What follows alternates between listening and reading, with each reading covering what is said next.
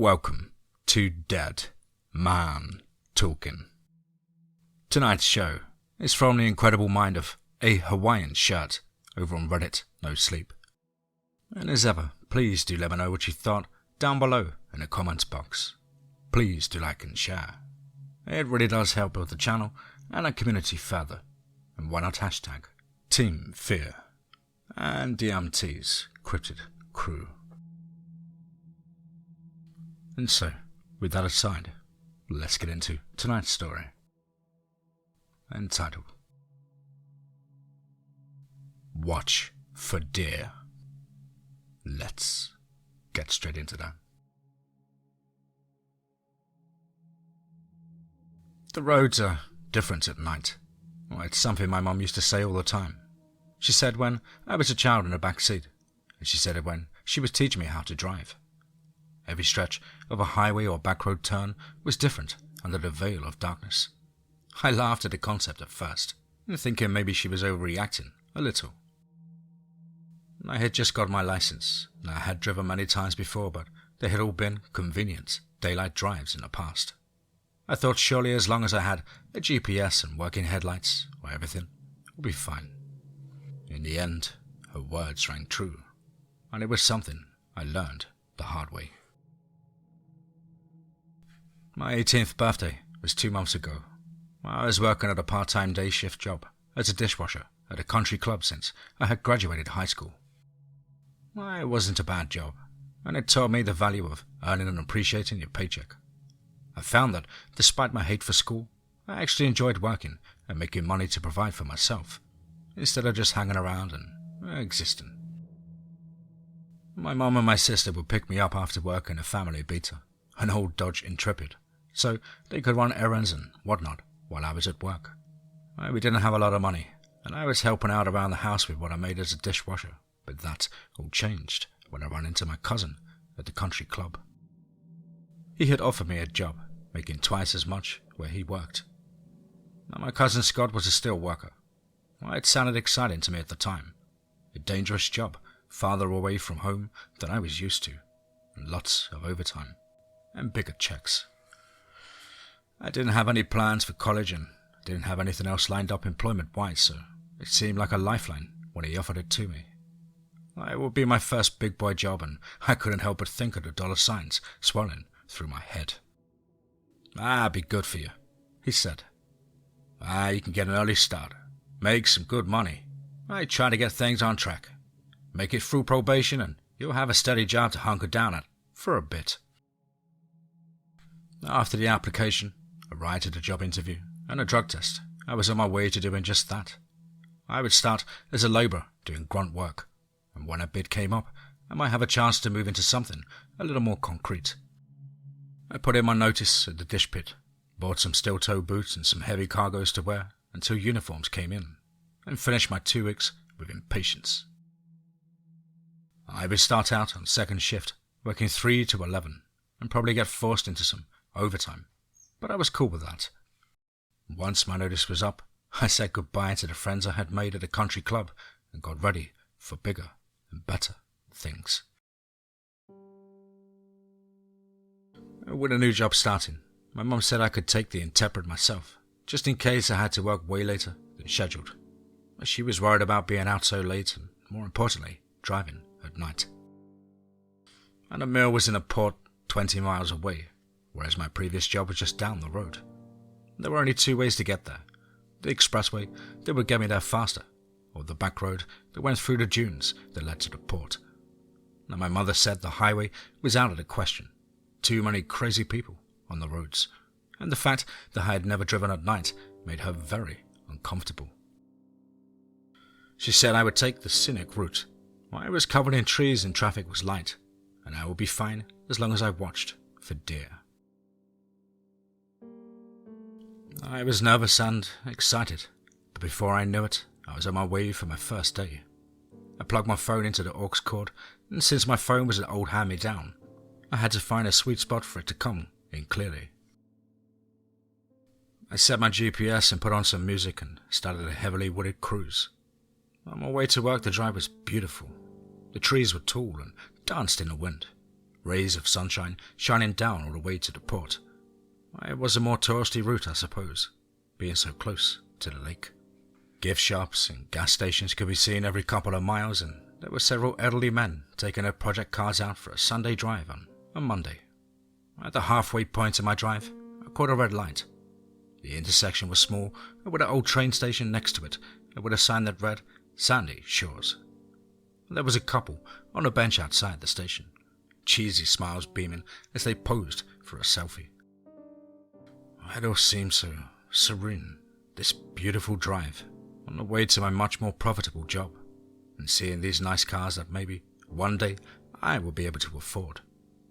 I looked forward to making this drive in the days to come, and with my tunes playing on the stereo, nice easy speed limit, and lazily listing turns, I found my way to work and got to my first day. Well, the port itself was the farthest thing from beautiful. It seemed like a decaying hole in the land. Nothing but dusty gravel, loud semi-trucks and loud bangs echoing from the factories on every corner. I parked next to the other soot-covered cars and headed on in. After getting my own hard hats and shown around, I was led to my station, where I would spend the next 8 hours putting bands on stacks of plate and verifying skid tickets. Some people were rougher than the others, but the night crew seemed to be more populated than the younger crew, so I blended in just fine. I ended up with a guy named Terry, and someone a few years older than me, who showed me the ropes and made sure I was out of people's way. He was a pretty cool guy, hard-working, and priding himself on being an overtime hog. The job was a little stressful, but the banter in between, package lows, made it a little easier. Despite the intimidation of overhead cranes and loud percussion of the machines, I focused on the task at hand and doing the best that I could. I wanted to impress management so I wouldn't get axed during my probation. And the days seemed to fly by. Halfway through the shift, the supervisor let me know Terry and I were getting low man to stay over a few hours after the shift to pick up the warehouse. Something about cleaning up to install cameras for the line. Well, Terry, he was pleased and said he would have volunteered anyway. It was seniority-based overtime, and so if I wanted to keep my job, I didn't really have a choice. Even though the shift was extended, it went pretty quick. The labour was way less monotonous than doing dishes all day. I was told I could wrap it up for the day and head home. Terry said he would stay and try to milk it a little longer, and after a fist bump, I punched out and it was time to go home. I was feeling extremely accomplished and optimistic. That was until I got to the parking lot. It was dark outside. Very dark. The parking lot was mostly empty, except for my car, Terry's, and the supervisor's. Out in the port, the air was chillier and more eerie than back home. It even felt darker, like I didn't belong there. Trying to maintain my high spirits, I walked to my car, which was now covered in dust that blew all around the day. I got in, started it up, and plugged my phone back into the aux so I could hear the GPS and music on my way home. I texted my mum that I was on my way, and after picking a song, I was ready to go. Well, I shouldn't be too bad, I told myself, and as I pulled out of the parking lot, I prepared to cross another milestone in the same day, driving home at night. Leaving the pod was just as different at night. Instead of sun lighting everything up, there was just a row of orange lamps lighting their way out. A few semis were shouldered for the night, drivers that were sleeping to get the jump on the next load first thing in the morning. It seemed so desolate compared to earlier this morning. As I drove through the exit and back onto the scenic route that would take me back to the way I'd came, I realized that the orange lights in the port would be the last of my light for a while. Once I left it, it was just me on the road, and my old beater car chugging away into the night. Well, it wasn't too bad. The visibility was little worse than I thought, but at least I had my GPS and music, and the drive was only half hour. And before I knew it, I would be back home and showering after my first long day of work. Entering the wooded portion of my drive felt like driving into a cave. the tall trees leaning over the road blocking out even the slightest hint of moonlight. I focused on the drive ahead, the one aux input crackling over my music. Each bump in the road seemed rougher than before, each branch reaching just a little farther into the headlights. I white-knuckled the wheel as I drove, feeling silly for being on edge as I was. It was just a short drive. What was the big deal? Everybody drove at night.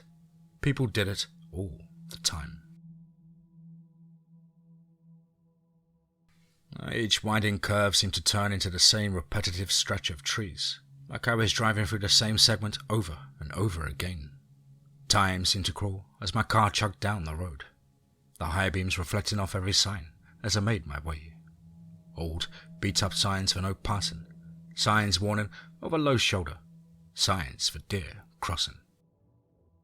I looked at them all one by one, my eyes lingering long on the yellow square with the silhouette of a buck prancing. Watch for deer. To my surprise, there wasn't much to watch out for, except for trees.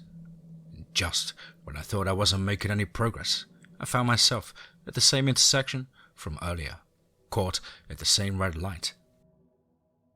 I slowed to the inevitable stop and sat waiting, my progressive rock drumming against the long-blown speakers. My eyes drifted from the road in front of me to the train station, the sign for Sandy Shores, not lit with the flickering neon. The bench with the couple I observed earlier now stood empty under a lamppost, littered with discarded trash from the commuters throughout the day. There wasn't a soul in sight, no other cars, nobody else making a trek somewhere in the middle of the night.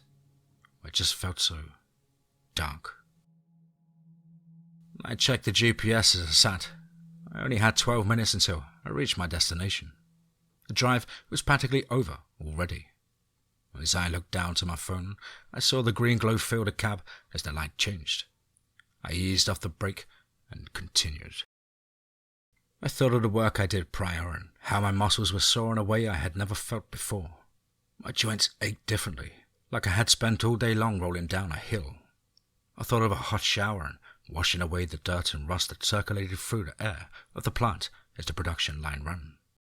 As fulfilled as it made me feel, in the back of my mind, I wondered how people did something like that every day for work. I guessed I would just get used to it.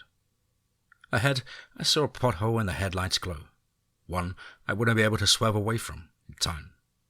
The passenger side tire hit it dead center, the impact rocking the entire car on its shut suspension. I winced at the crater in the pavement, and the cracking in the music got worse as the aux lost its sweet spot. The grinding distortion stood my hair up as I reached for the cord and found nothing but an empty seat. I felt for my phone in the dark, my fingers trying to trail the cord to the source.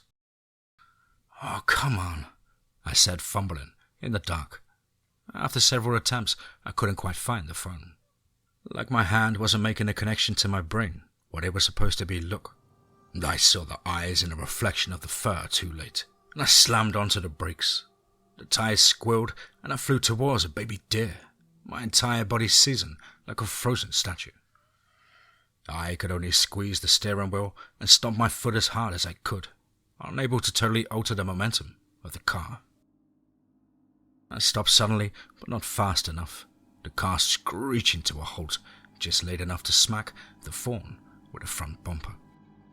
The hit was quick but solid, and I watched in denial as the young animal was tossed off its hooves and tumbled down the road in front of me. I gripped my teeth so hard they hurt. I looked at the body, dumbfounded. It had happened so fast. There was no way it could just come out of nowhere. I didn't have enough time. Even if I wasn't distracted, there was no way I could have. How was I supposed to? The static was worse through the stereo. My phone lost somewhere in the abyss that was the passenger side floor. The cord had followed it, and it hung from the jack at a sharp angle, like a tugged fishing line. I sat there with my jaw hanging, unsure of what to do, unsure of what to think. Before I had the time to even process what had happened, ahead of me another bright shape echoed off the headlights. Another deer, with big ears and a shiny coat, had walked into the road slowly, like It couldn't believe what it was seeing. With hesitant steps, it crossed the pavement, and as I painstakingly watched it nudge the motionless body with its snout, I came to the horrifying conclusion of what I was looking at. Its mother. Ahead of me, the majestic plump doe nudged the still corpse of its child, and as it registered what it had found, promptly erupted in the saddest cries of pain I have ever heard from an animal. And with its head whipping around, in desperation it called to the woods surrounding us, its calls echoing through the trees and chilling me to the bone. Its loss, the emotion I felt, was brought on by me, and the guilt washed over me like a smothering plague. I couldn't think. I could only watch. I watched helplessly, wanting to do something. But the cruel realization settled quickly. What could I possibly do? Other than run down its child, how could I possibly help the situation I had caused? And from the passenger floor, my phone struggled against its lack of proper connection. The grinding static was worse and assaulted my ears, but I didn't dare look for my phone now. I could only look ahead at the grieving doe and the child I ran down, over my convenience of musical reception. I thought about calling someone, maybe calling my mum, but then what?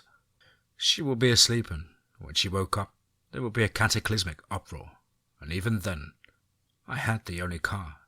It's not like she could come and get me.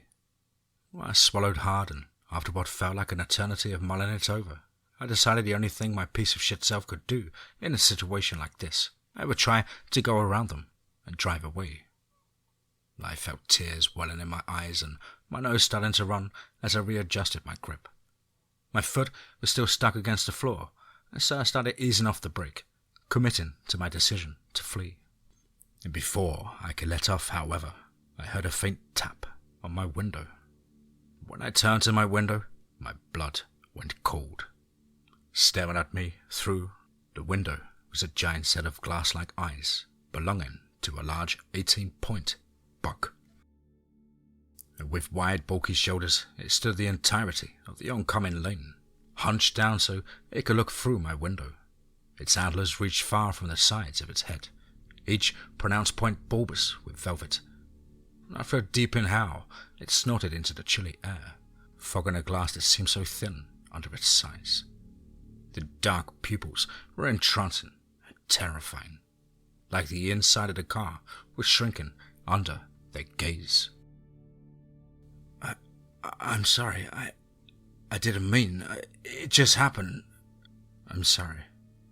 I mumbled to the large stag, my hand shaking on the wheel. The swirling fear pulled at my gut, and it felt like I was going to piss myself if I didn't look away.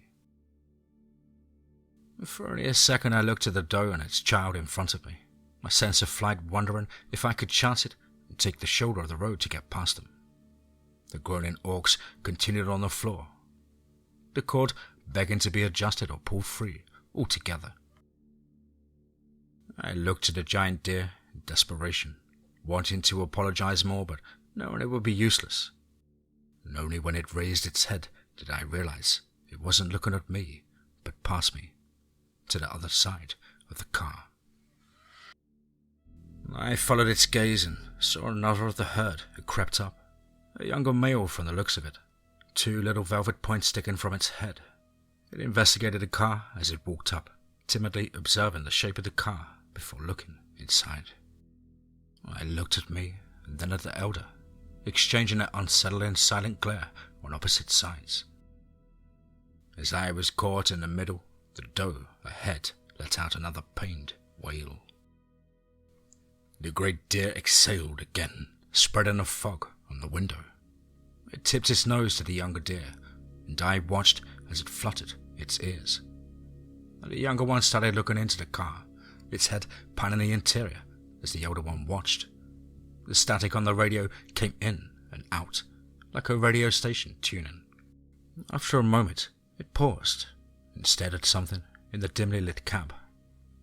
It didn't make sense to me. On my left, the elder was looking at the same thing. And at first I thought it was the dash, but they weren't looking quite at it, and slowly I realized it wasn't the glow of the radio that they were transfixed on. They were looking at the keys. In a fit of panic, I reached for the switch next to me and locked the doors. A second later, the younger deer lowered its head and hooked one of its knobs on the door handle and jerked up, trying to work the latch. The loud knocks at the handle slapping were loud, and I jumped, and the larger deer snorted angrily. It looked at the lock on the windowsill in a way that I could only explain as pure anger. And I blindly felt for my phone again, and was painfully reminded it was still on the floor. The radio crackled as I fumbled with the cord, and I could swear I could hear words over the frequency. It was barely audible, but I could swear it sounded like, "Let us in." The larger deer stared at me again and, without warning, smacked its antlers on the window. I jumped at the sound of it and prayed to God the glass would hold. I looked forward again and at any possible route to drive away, and with them boxing me in, I would have no choice but to swipe one of them or run into the mother directly. The larger one smacked the window again, this time busting the velvet, leaving a gritty red splotch on the fog glass. It drug it across the window, making a dark smear as the bony point scraped along. Ahead, the doe rested its head on its still offspring, its chest heaving with human-like crying. Tears streaked down its fur, and at the sight of it, I was like I could hear the sobbing. And at the sight of it, it was like I could hear the sobbing. Inside the car, over the radio. "Let us in, or let him in." I tried to reach for my phone again. I chanced a glance at the floor, and I could see the outline of it on the floor in the far corner. I gently pulled on the aux cord, and the distortion worsened with every tug, assaulting my ears. I tried to turn off the radio, but it wouldn't work. The volume and source buttons only yielding the same digital error message on the display. The larger deer was rattling its rack against the window faster now, a bleeding mess trailing behind the shredded velvet. The younger deer pressed the side of its face against the passenger side window, its dark eyeball pressing against the glass as it tried to look in, as close as it could. The mother deer's crying could be heard over the radio. There was a menacing chorus rising in the static, something that was trying to push through. The human crying was so loud it was like a woman sobbing in the back seat, sobbing in my car, sobbing in my ear. I looked at the window with the larger deer, with the array of bloody streaks, and as the streaks seemed to take shape, the crying and the chorus grew louder. The streaks weren't just random nudges.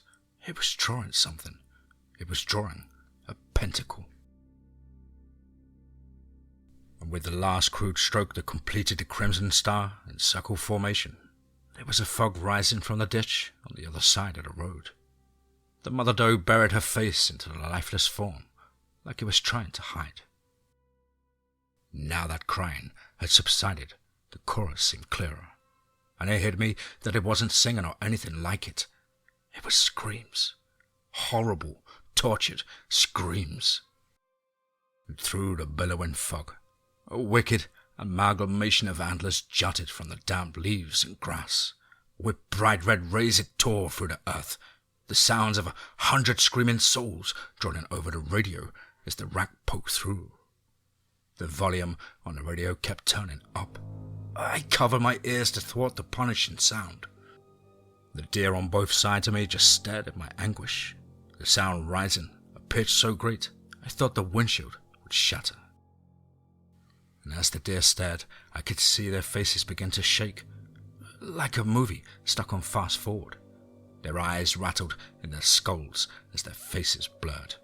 The speakers in the car whining under the strain of hopeless cries and pleas.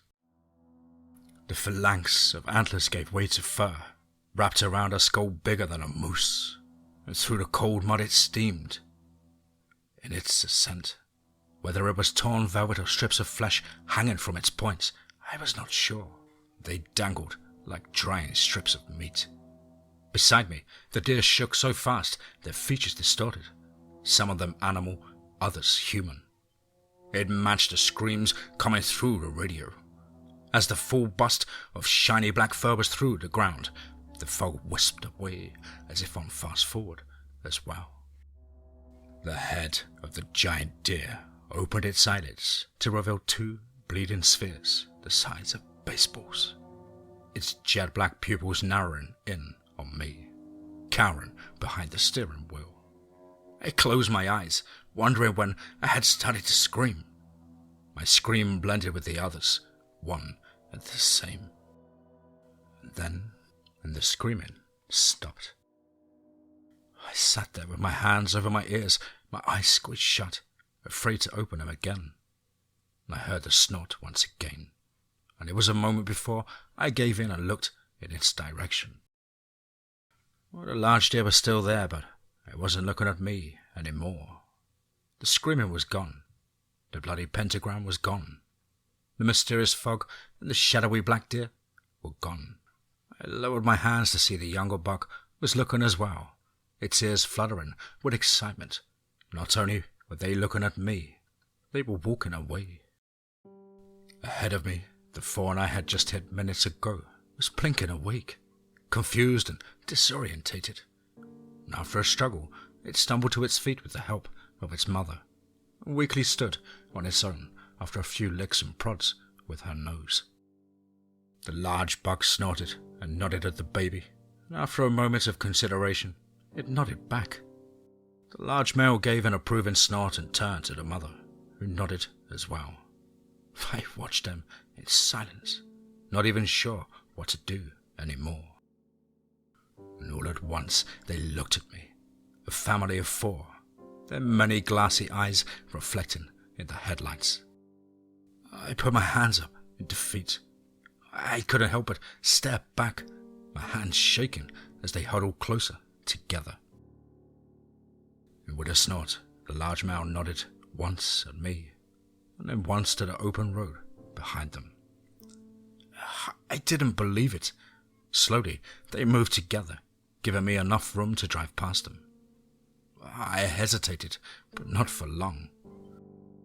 As soon as there was enough room, I let off the brake and started driving, creeping past the family herd as they watched me go. I gave an apologetic look at the baby, who returned it with twinkling eyes. As soon as I was clear of them, my foot pressed the accelerator and I got the hell out of there.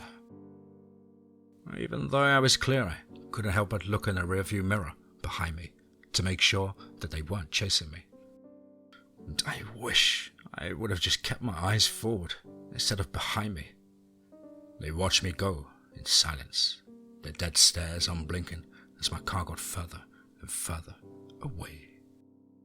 And just as they were almost out of view, they stood up on their hind legs one by one until they were all upright with their front legs at their sides. The mother and the fawn walked away first, and with a younger buck following close behind. The father stayed, however, his stare following until all I could see was an open stretch and trees behind me.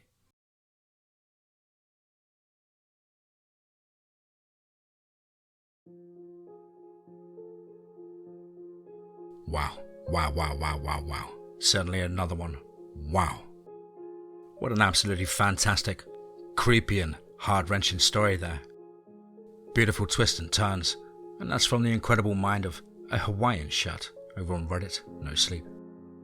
A big thank you, Hawaiian, for allowing me to narrate this incredible story on the show. Really did enjoy this story very much, and of course I hope you enjoyed my rendition and look forward to more of your work in the future. Well, guys and girls as ever, you know the drill. Please do let us know what you thought down below in the comments box. Please do like and share. It really does help build the channel and our community further. And why not hashtag TeamFEAR and DMT's Cryptid Crew. If you're an aspiring writer or would just like to have a crack at things like myself, then please do get in touch with me at the contact email, which is as on screen. contact thedeadone@gmail.com. I really look forward to hearing from you. Much love and respect, guys, for all the likes, shares and comments. Incredible support. I hope you guys are super excited for Christmas as much as I and my family. And you're keeping fit and focused. But above all, guys, remember, be safe, not sorry.